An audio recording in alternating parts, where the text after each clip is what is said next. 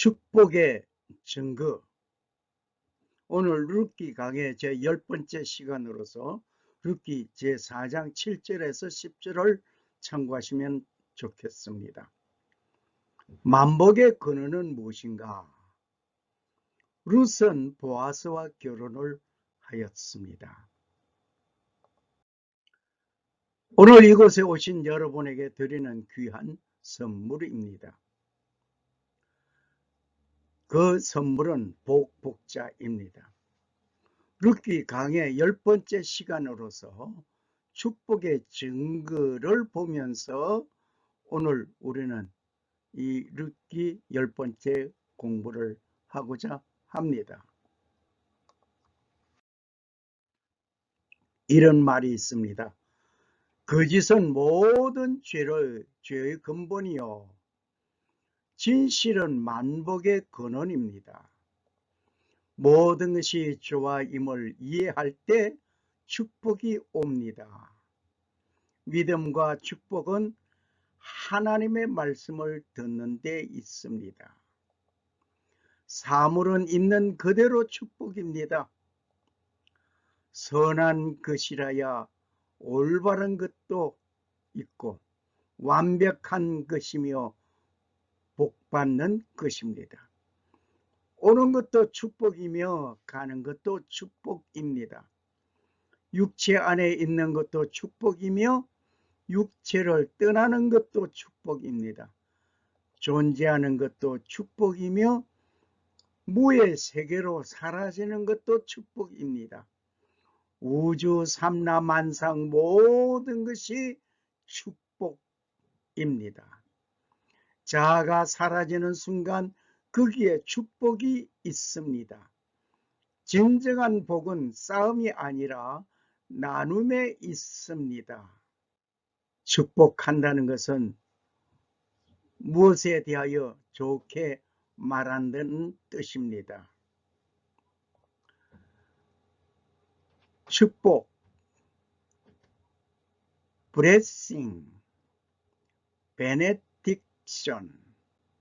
축복이란 말은 영어로서 blessing, benediction 이라고 합니다. 헬라어로서는 마카리쇼라고 합니다. 저주의 반대는 축복입니다. 일반적으로 다른 사람의 행복을 빌거나 복받은 사람을 축복한다는 뜻으로 쓰이는 단어입니다. 한 단계 높은 말로서는 강복이라는 말이 있습니다. 강복은 사람이 복을 빌어주는 것이 아니라 신께서 하나님께서 내려주시는 복을 말하고 있습니다. 축복은 말로 표현할 때 효과가 발휘합니다. 축복은 번창이요 이익이요 상여금입니다. 헌신된 삶은 축복의 문을 여는 중요한 요소입니다. 종교적인 의미로 본다면 복을 내리는 주체는 언제나 하나님이시기 때문에 인간이 인간에게 복을 줄 수는 없는 것입니다. 따라서 복이 내려질 기원할 수 있는 것뿐입니다. 그래서 축복이다.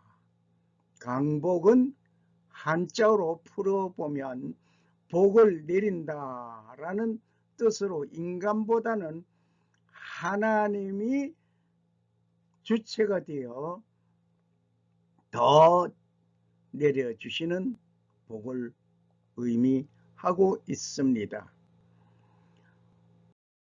오늘 우리는 보아스는 권리를 이양받았습니다.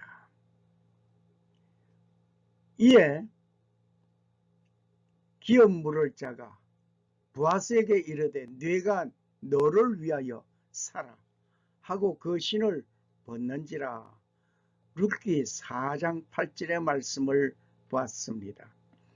실상은 보아스는 이양할 수 있는 권리를 이양받은 것이지 보아스가 룻의 모든 것을 해결해 줄 수 있는 일본수는 아니었습니다. 그래서 신을 벗는 것은 놀라운 장면의 한 모습입니다. 기업물을 권리를 양보하는 증표로서 신을 벗어주는 겁니다. 보아스가 신을 벗어주는 것을 받았습니다.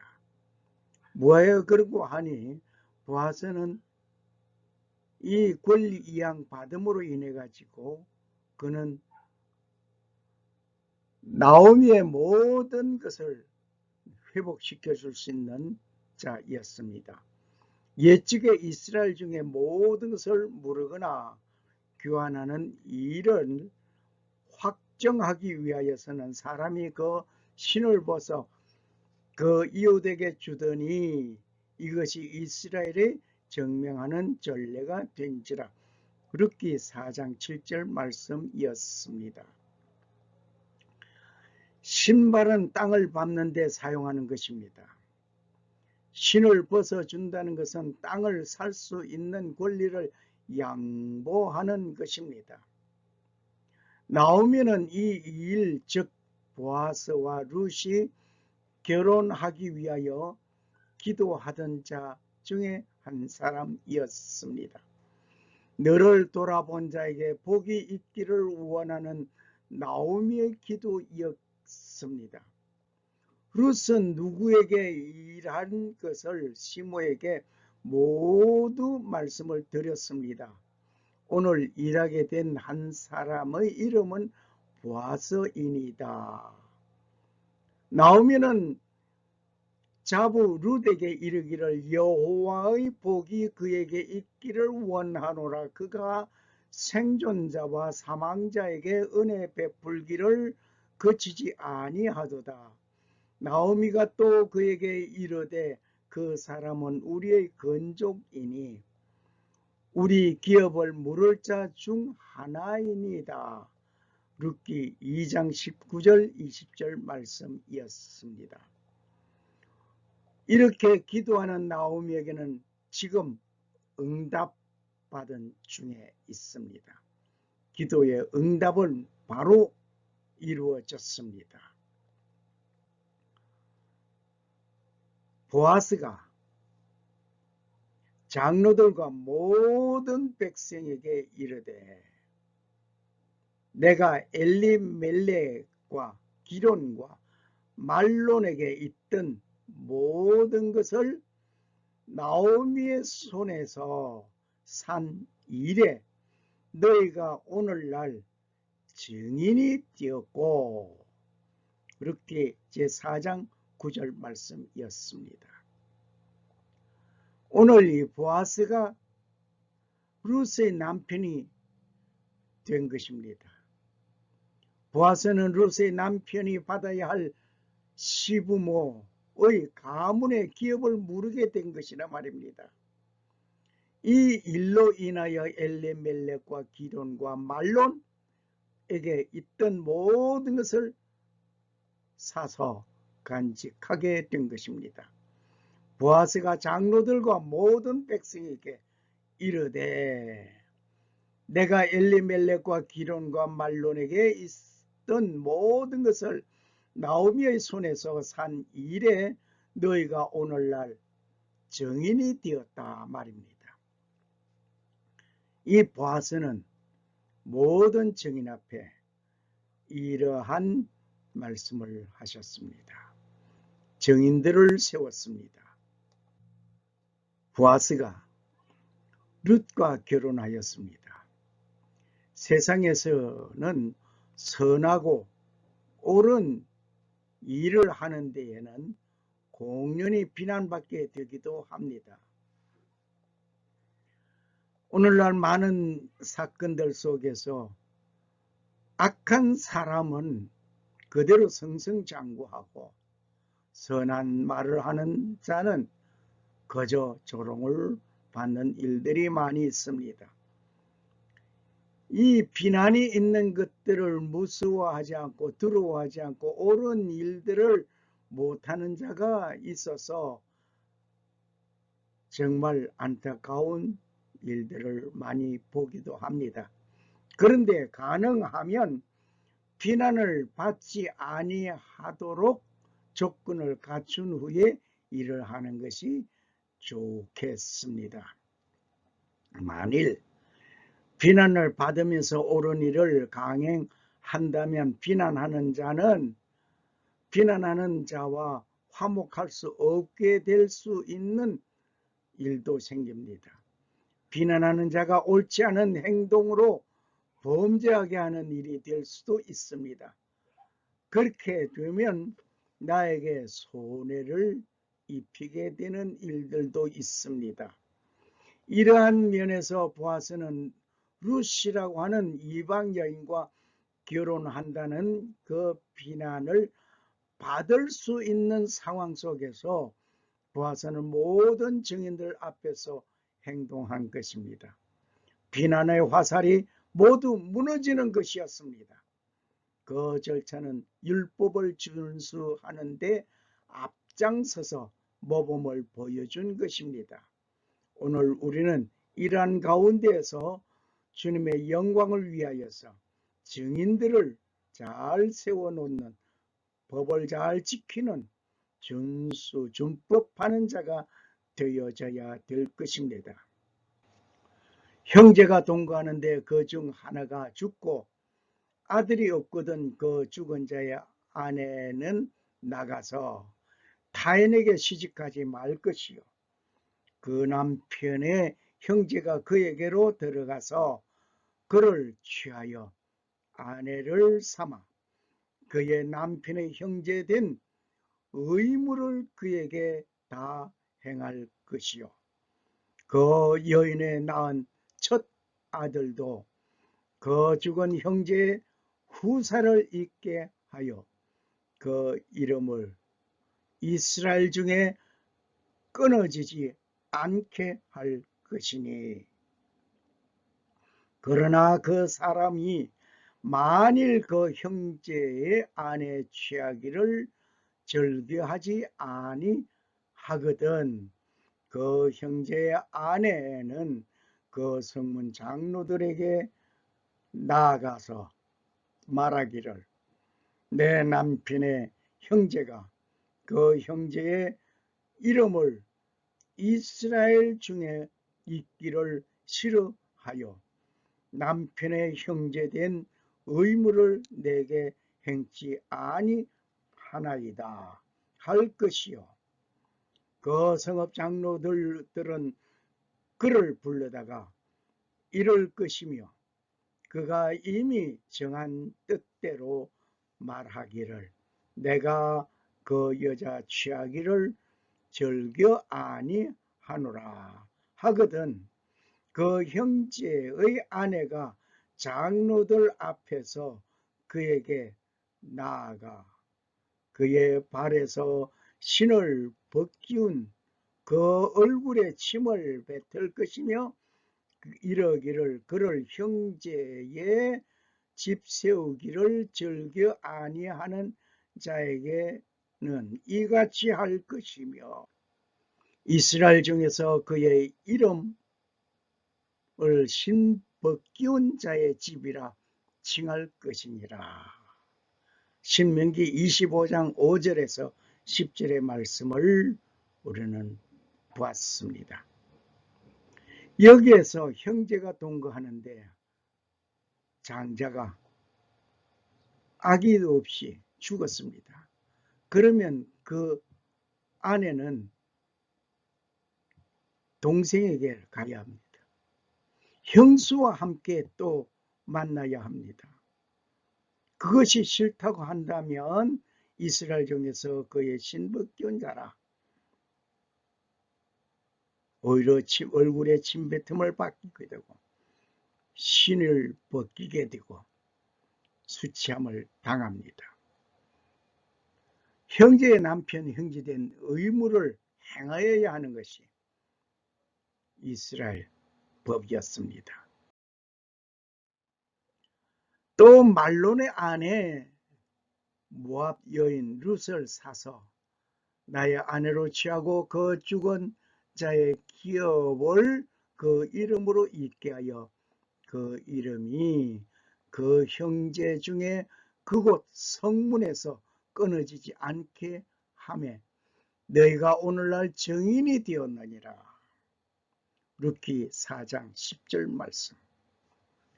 그 보아스는 룻과 결혼을 하면서도 그냥 한 것이 아니라 성읍에서 장로들의 정인들, 백성들의 정인들을 세워놓고 이루어졌습니다. 아무도 보아스를 조롱할 수 없습니다. 보아스는 신명기 25장 5절에서 10절의 율법에 준하여 정인을 세운 것은 분명했습니다. 그로 인해서 조롱하고 비방하는 말이 없어졌습니다. 비록 모압 여인이지만 룻은 엘리멜렉의 둘째 자부였습니다. 기업 물음에 받을 자격자는 나오미 다음으로 제2인자가 되었습니다. 나오미는 그 우선순위를 룻에게 돌렸습니다. 고로 보아스는 룻과 결혼할 수 있었습니다. 오늘 이러한 상황을 볼 때에 보아스는 정말 지혜롭게 모든 일을 잘 처리하였습니다. 성읍 장로들의 정언이 있었습니다. 뭐라고 정언하는가 하니 성읍에 있는 모든 백성과 장로들이 가로되 우리가 증인이 되노니 여호와께서 네 집에 들어가는 여인으로 이스라엘 집을 세운 라헬, 레아 두 사람과 같게 하시고 너로 에브랏에서 유력하고 베들레헴에서 유명케 되기를 원하며. 룻기 4장 11절 말씀. 기어코 보아스는 룻과 결혼하게 되었습니다. 룻은 보아스와 결혼하면서 놀라운 일을 진행하게 된 것입니다. 보아스는 부자였으므로 며칠 동안 큰 잔치를 열어서 많은 사람들도 기뻐하며 축복한 모습을 우리는 상상해. 아브라함은 사라와 함께 이삭을 낳게 되었고 이삭은 리브가와 함께 야곱을 낳게 되고 야곱은 레아를 통해서 유다를 낳게 되고 유다는 다말을 통해서 베레스 그리고 헤스론, 람, 아미나답, 나손, 살몬, 보아스, 오벳, 이세, 다윗 그리고 예수 그리스도가 그 후에 태어났습니다. 여기서 유다와 다말을 우리 한번 생각해 봅시다. 유다는 실수하였던 것이죠. 다말은 누군가 하니 유다의 며느리였습니다. 며느리와 시아버지가 관계하여서 베레스를 낳게 된 것입니다. 그리고 오늘 보아스는 룻과 함께 오벳을 낳게 되는 이러한 일을 보게 됩니다. 역시 다말 역시 건족 기업물을 얻기 위하여 법적 권한을 호소한 것을 우리는 봅니다. 다말의 사건은 창세기 38장의 기록을 유의해 보시기를 바랍니다. 유다는 장자 엘을 위하여 다말을 아내로 취하게 하였습니다. 엘이 여호와 목전에서 악을 행함으로 여호와께서 엘을 죽였습니다. 유다는 오난을 형수에게 가서 형의 대를 잇게 하려고 하였습니다. 오난이 형에게 아들을 얻게 아니하려고 땅에 설정하였습니다. 역시 하나님께서 이 오난을 죽였습니다. 유다는 며느리 다말을 수절하고 네 아비 집에 있으라.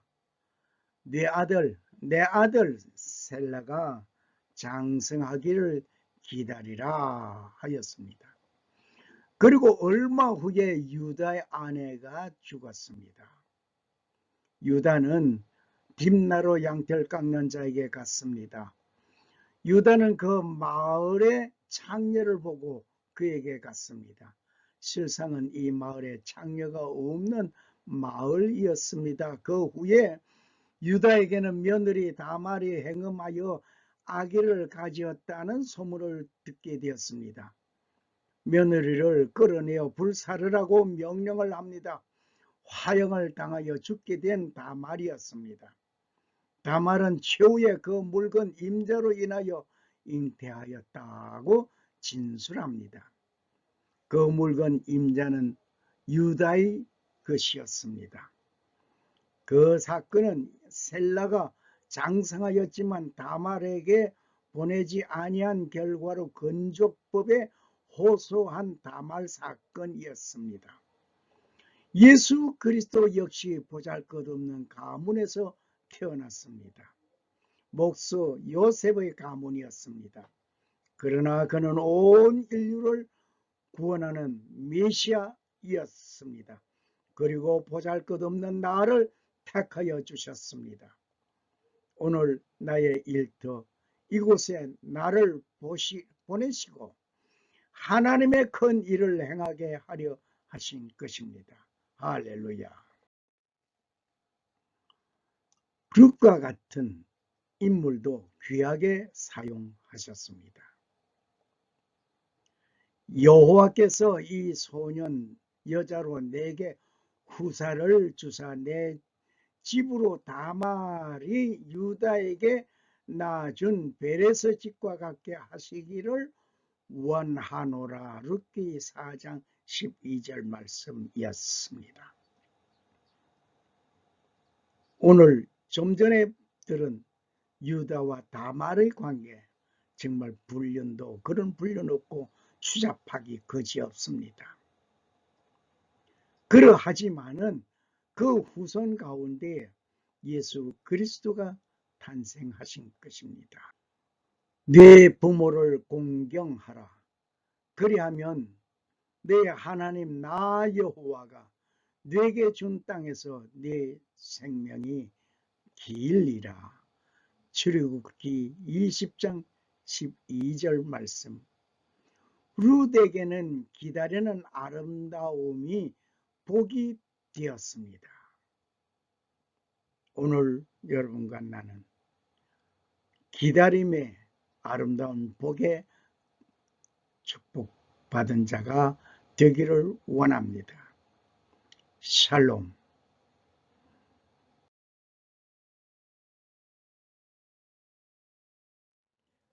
살아 역사하시는 주 하나님 아버지, 창조하시고 평강 주시는 하나님 아버지, 축복이 오늘 이 시간, 이 말씀을 통하여 새로운 삶을 살아가는 여러분에게 임하시기를 소원합니다. 감사합니다. 할렐루야.